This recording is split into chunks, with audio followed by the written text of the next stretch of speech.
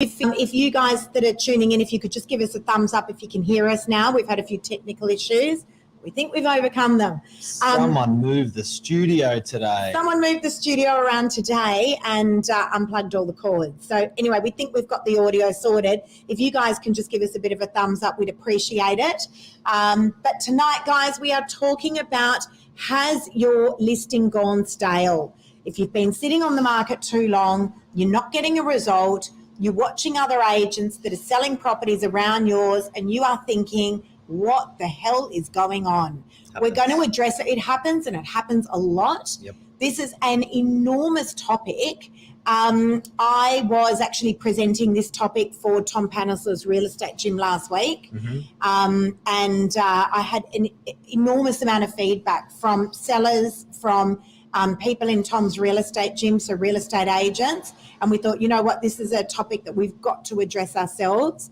So guys, have you been on the market too long? Let us come to you with some solutions, because we seem to get an enormous success rate out of these post-market cleanups, properties that have been on the market for too long. We've got some comments there, Mark, just on Facebook Live, just so we can see if, guys, if you can just give us a thumbs up on Facebook if you can hear us now. We have had some audio issues, not on Insta, but on Facebook there. I think we're good. You got some comments there on Facebook? FB. Let's have a look, guys. Let's have a look. All right. So what does on the market too long look like, Mark? How many days do you reckon that is? Sorry for Insta who have already heard this intro. What does it look like? Look, I think normally you reward your real estate agent about 90 days, 120 days when you're selling their place. Yeah. I think as a seller, you probably... Thanks, Christian. You're all good. I think with... as a seller, you have that nice, trust, beautiful people through 30 days. I think 60 days, if you're not sold, you reckon there's a pretty huge problem. That 30 to 60 days, you're finding holes and chinks in the armor of selling. And I think probably after that, you're wanting to start to really make changes with or without your agent. And I think that's in the market where we're seeing. Now, we didn't need this a year or two ago. A lot of people were great agent, phenomenal agent, rubbish agent, everything sold. It wasn't an issue. Now it is. It really does go through its ebbs and flows. The industry calls them expired listings. I call them post-market cleanups, properties that have been on the market for too long. So we've ascertained that 90 days is probably just too long. Yep. You've been on the market too long. Now, this is actually one of my favourite, besides social media, this is one of my favourite topics. We seem to get enormous success rates from properties that have been on with other agents. We then bring them over and get them sold for a great price, guys, not cheaply, within sort of 7 to 14 days. The case studies are there. I've done tons of expired listing cleanups, tons of them. Look, the difference is advertising and selling. They're everyone can be an advertiser, but can they actually execute every single thing in the campaign to get you sold with advertising, marketing, selling? That's the big difference.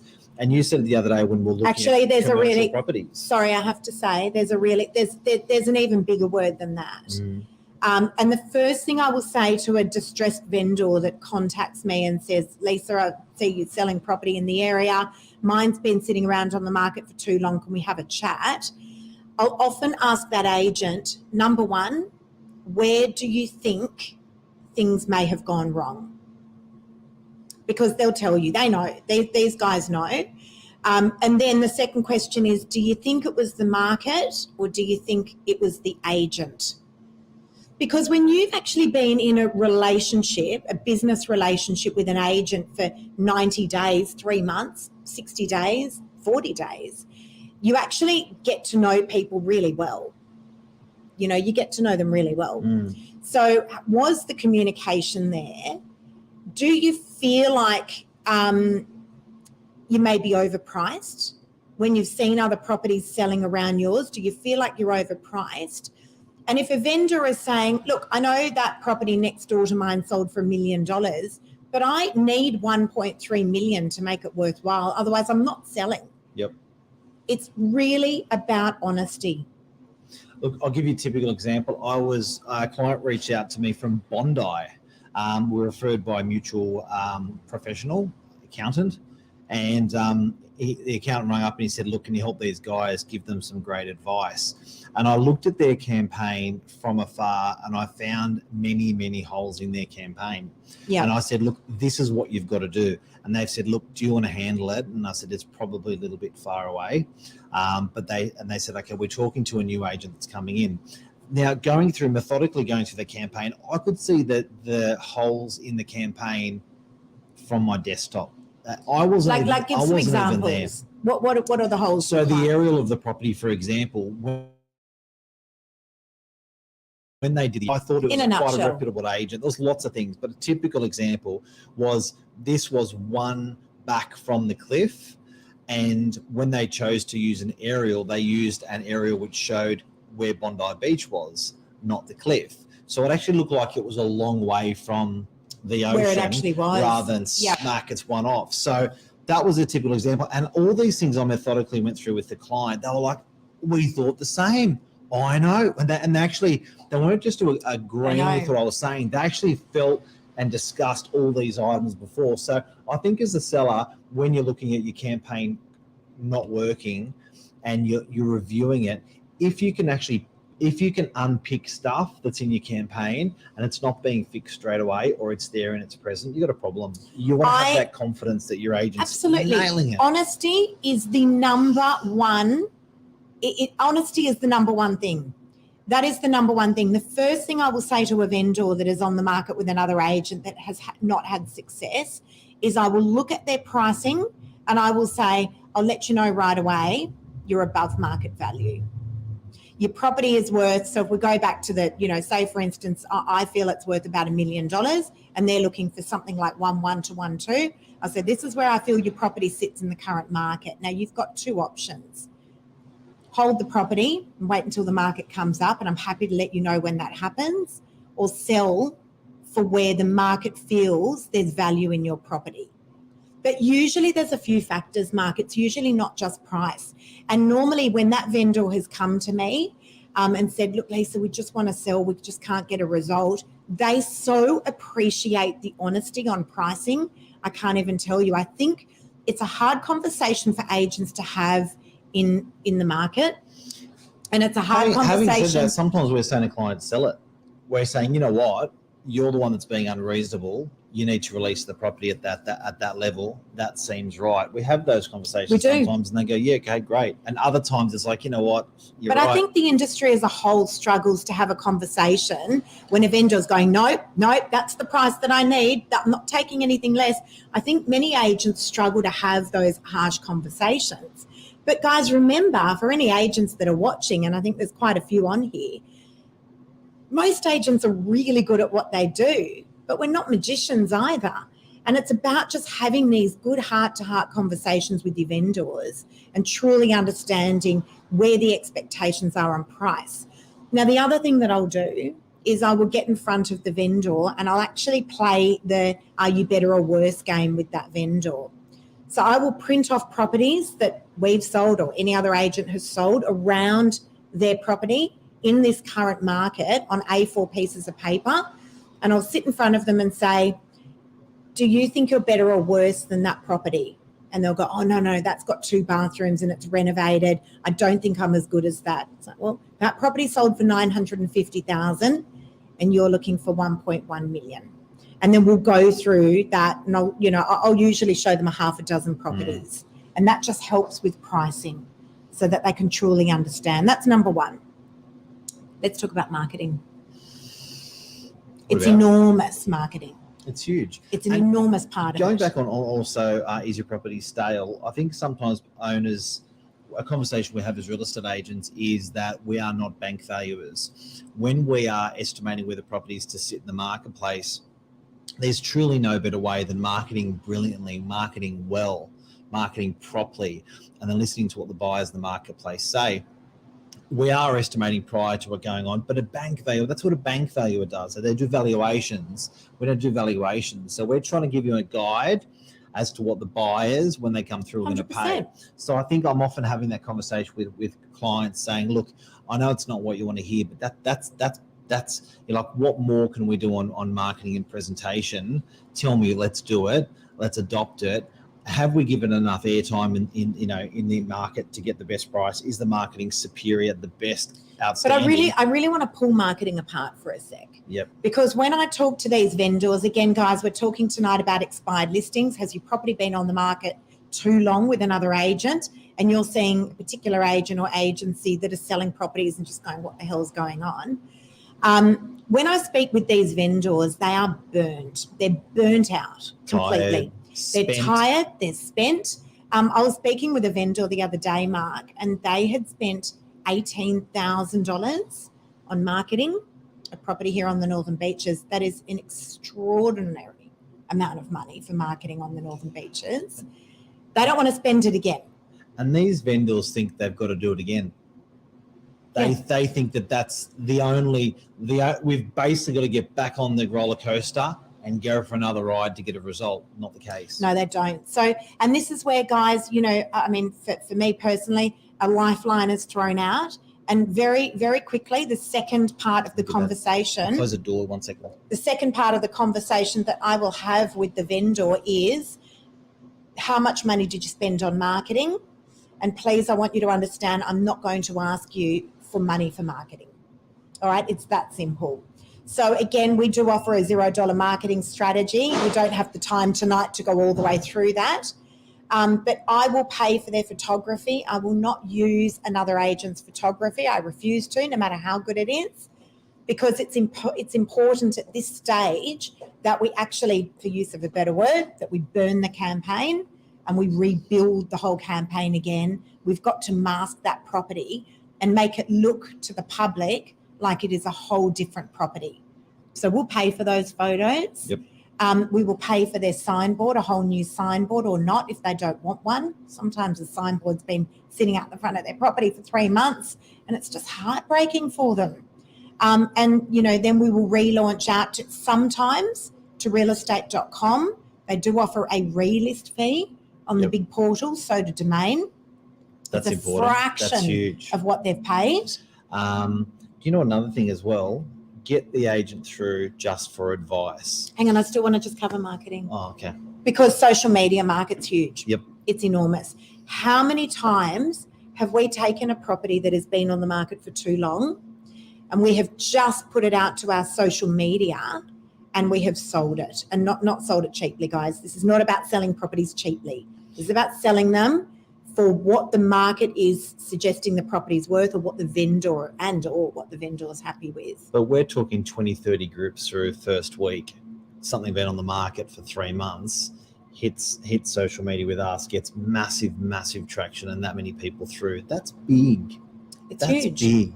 Because I think often people say to their clients, we do social, but they have no one following their channel, or they don't have that interaction with their channel, or they don't have that. So, and that's a great thing. That social media is huge. The social media thing, and again, that's another topic for another night, but it's not just about going through and putting one professional photo up onto your Facebook or your Instagram and saying, we do social media as well. These are like serious raw videos, quick little walkthroughs through the property, and actually telling the buyers about that property. You've got to have that local. It's a massive part. Local following as well. You can't just get Auntie May to whack it on social and off it goes. And then on top of that, there is the communication. So again, the third question I'll ask the vendor is, how often were you hearing from your agent? Usually I will hear them say once a week. It's not enough. It's not okay. A vendor who has already gone through this emotional roller coaster of not being sold needs to have their hand held, and they need to have, I would suggest to you, some form of daily communication from you, whether or not that is a quick little WhatsApp voice record or a phone call or a message of some sort to let them know what's going on. They do want that daily communication. They're kind of a little bit lost. And it's also trust. I think It's huge. that sort of stuff builds that trust into your real estate agent. When you lost that trust, that's the hard thing to get back. Yeah. Do you know what I mean? So I think that's super important in your campaigns. It is massive. So guys, honesty, trust, and completely reinventing these campaigns. The campaign has got to be completely burnt and built from the ground up. It really does. It needs a completely new price guide. I actually say to my vendors, I just need you to close your eyes and ears and just trust what I'm doing. And if you can't trust me moving forward, just trust me for the next 48 hours. I just want to show you what fresh marketing, going out to social media and adjusting a guide, not your expectations, but a guide. I want to show you what that's going to do. And I'm happy if we just relook this in 48 hours. Let me do it my way first. And if you're not happy, we can do it your way. That guide's a hard one with clients that are selling. Super. That I think sometimes it just doesn't make sense, doesn't compute, just doesn't work. When you say, look, I really want $2 million and the agent says, let's put on at 1.8. I'm laughing because I just saw Sienna on here. I know you girls are going to kill me for saying that. That's our daughter and her friend. Should we wave? Love you girls. Wave. We're going to be in all sorts of trouble. Wave. I do think that guide's interesting because people, their bottom line is $2 million and their agent's saying, look, I want you to put on offers over a price guide of 1.82. And you're going like, how the hell are you going to get them up to $2 million? We're always having that. It's a bit of a secret weapon. It's a massive we're conversation. Always having that discussion. You can be within 10%. Yep. It does generate positive interest towards the property people, and but that's also pricing is also marketing. Pricing correctly is also marketing. Yeah, as well. without being deceitful. There's no point if your vendor needs $2 million for their property correct. and you're guiding at $1 million. Like, what are you going to do to get there? Yeah. And you're going to lose trust. Yeah. So it's this fine balance between it being appealing to the market, not being deceitful, and also being able to get to where your vendor needs you to get to. All right. So it's a delicate balance. The other thing I want to talk about, Mark, is agency agreements, because this is enormous when we are doing a sign up on a property that's been on the market for too long with another agent. Usually they've come out of a big, long, lengthy, dubious agreement. They've lost faith and they don't love real estate agents. So very often I will say to those vendors, don't give me a 90-day agreement. Why don't we just start off with a 14-day agreement? Let's just get to know each other over that 14 days. If you're comfortable, then we can extend it from there. But I don't want you getting into an agreement, again, that you can't get out of if you're not comfortable. When you've already been in that long agreement, dragged, you're tired. Yeah. Do it again? No. So, and then already, guys, you can see you're starting to build the trust. They're going, hang on a minute. She doesn't want any money. She doesn't want to sign me up to a big, long agreement. We've had this big open conversation where maybe I have told my vendors, sounds like you're asking a lot of money. This is where I feel you sit in the current market because of A, B, and C. Does that work for you? And if it doesn't, maybe I'll just call you when the market comes up. So you're already just building that trust with them. And that's really, really important. Huge. Really important. Guys, have we got any questions? Facebook's all very quiet tonight. We've got lots of people tuning into Insta there. Guys, if you do have any questions, please feel free to shoot them to us. I had an agent who called me today, actually. Lovely lady, just getting into real estate, resi sales. And she had a huge amount of questions for me on expired listings. If you are watching this and you are a seller and you're thinking, oh my God, that sounds like me, just reach out. We're always happy to help you guys, even if it's not something that we can potentially list. I actually helped an agent sell a property, Mark, from the North Coast, actually, a couple of months ago. They were a little bit stuck. Feel free to always reach out to us. We're always really, really happy to help. Where did Mark go? We lost you. I'm a bit scared because one of my clients that's just joined the chat, she wins the award for the best swearer. Oh, really? Yeah. I love that. and she swears the most. So I'm a bit scared because I saw she just joined one of our portals. Love that. All right, I think that's a show. What do you reckon? I reckon that's it. That's a show, guys. And I think, guys, just the main thing is we are selling a little bit of faith here. There are properties out there that are sitting on the market for a long time. A long time is deemed longer than 90 days. It should take about how long? What for a property to be sold at the moment? To be happily sold. Oh, look, we're Northern Beaches, Sydney. Days on market changes depending on where you are. But at the moment, I would say to you, average days on market is about sort of 21 to 35. Yep. It's still a little bit lengthy, although we have seen some properties that are being exchanged within 2 to 3 days at the moment. We've had some enormous group numbers coming through. We've got a question here from Fox & Co Real Estate. How do you get a larger profile on your Facebook for more exposure for the property? Okay, that's a question that's a whole segment there. That's a mouthful, that one. Yeah. To have a hack? Yeah, it's about consistency. So actually being on your social media channels consistently. And that kind of, we spend about 3 hours a day doing just our social media and really nurturing it. Yeah.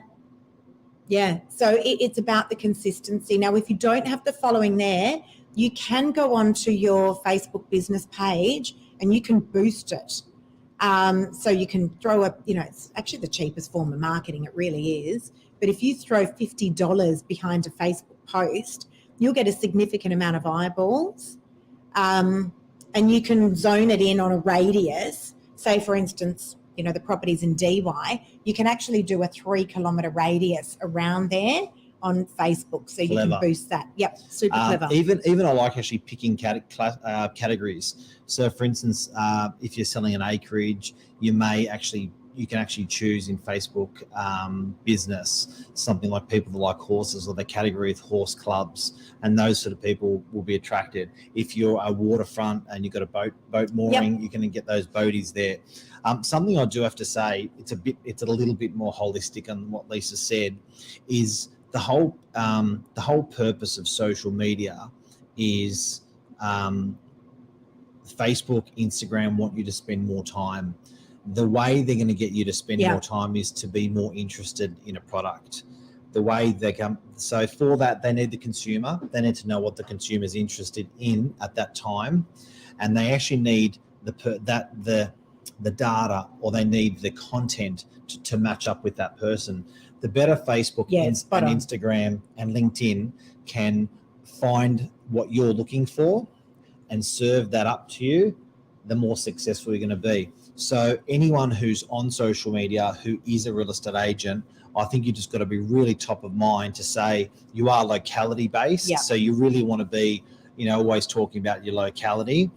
You are real estate based, so you want to give people what they want, what they can't see on realestate.com and what they can't see on the portals. So that's really high quality, fast, interactive, raw media, and you've got to serve it consistently. And what actually starts to happen is Facebook and Instagram realize that, hang on a sec, this chick or this guy, they do a lot in DY, they do a lot of unit sales. Facebook will work that out, and then they'll work out who's looking for that as consumers. They'll work it out, and they'll start data matching you with the buyers, with the buyers with the agents. So a very long answer to a short question, but don't overthink it, guys. So the question was, how do you get a larger profile on your Facebook page? Don't overthink it. Content. The best camera that you've got is right here in your hand. It's your iPhone, and literally just film the content. Now, if you cannot do the live content, then don't do it. Do a pre-record, and just, it'll save into your camera roll, and then you can just whack that up onto your Instagram and onto your Facebook. We'll do another segment on this. I do a ton of social media training for the industry, but I think, we'll do another segment on it. I want to say hi to Regina from Ireland. Hope you are well, my lovely. One thing there, if you leave that stuff in your head and you don't put it out there, you will not get any benefit from it. So I think with a lot of social media, people are going, I'm thinking I should do this, I'm thinking I should do that. They do nothing, you're going to get nothing. Or the biggest question is what content? What content do you put out there? Guys, we're real estate agents. What do people want?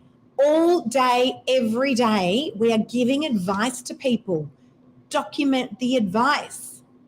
document the advice, right? Yep. That's how many segments have we done now, Mark? Huge. 900 and something segments. Huge. That's besides all the, you know, Almost 10, 1,000. the 10 videos that we do every People day. go, how do you come up with that content? Well, like, but how do you sit in front of a friend? Like when you're walking to meet your friend in a bar, you don't walk in and go, okay, now what am I going to say to them? We're going to talk about the kids, then we'll talk about the trip. You just sit and you just talk, right? And it's the same with the content that you're putting out onto social media. So it's stuff that's in your head, document it, get it out onto your social media pages.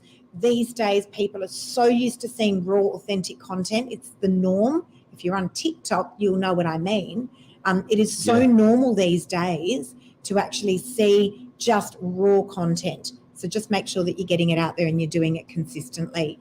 Guys, hopefully that's helped tonight with the post-market cleanup. So takeaway tips are pricing, being honest with that vendor about where their property Price, sits. product, promotion. Yep. Marketing, what are you going to do over and above? They don't want to hear we're going to get you on realestate.com. We're going to get you back on Domain. We're going to go out to our database. Like, yawn. They do not want to hear that. They want to hear, what are you going to do Edgy. that's different to Push the it. rest, Hustle. that's going to get them sold. They want solutions. Throw them a lifeline. No stone unturned. Yep. That's it. That's it. That's a wrap. Love ya.